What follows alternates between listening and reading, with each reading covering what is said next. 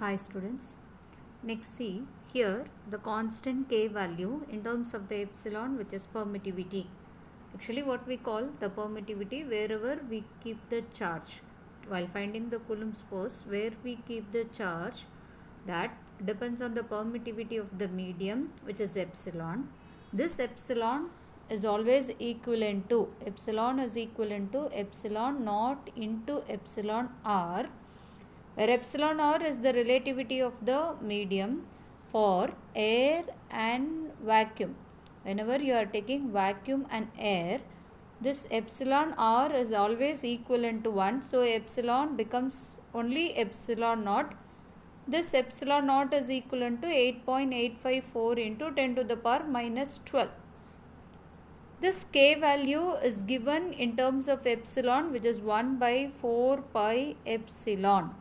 Whenever we are taking k value in terms of epsilon, that is k is equivalent to 1 by 4 pi epsilon, which is equivalent to 9 into 10 to the power 9 divided by epsilon r. When you are taking air as a medium or vacuum as a medium, what happens? This k is equivalent to 1 by 4 pi epsilon naught into epsilon r. By substituting the epsilon r is equivalent to 1 for air and vacuum. Remember this one. For air and vacuum, this epsilon r is equivalent to 1. So this becomes, what is the value? 1 by 4 pi epsilon naught. This is equivalent to 9 into 10 to the power 9. But other medium when you are taking, we need to be very careful. You people are doing the mistake, but that is other medium when you are taking. This k is equivalent to 1 by 4 pi epsilon naught into epsilon r.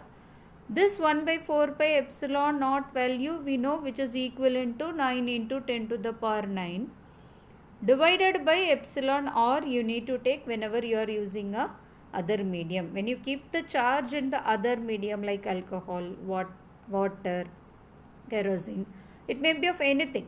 Then what happens? This k value becomes 9 into 10 to the power 9 divided by epsilon r.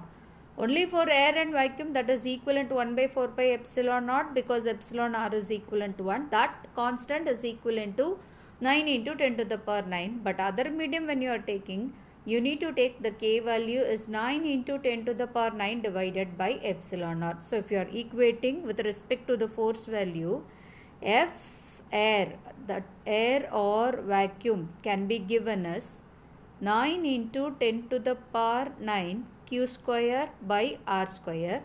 But F other medium you are taking, whenever you are taking the other medium, 9 into 10 to the power 9 divided by epsilon r into q square divided by r square you need to take.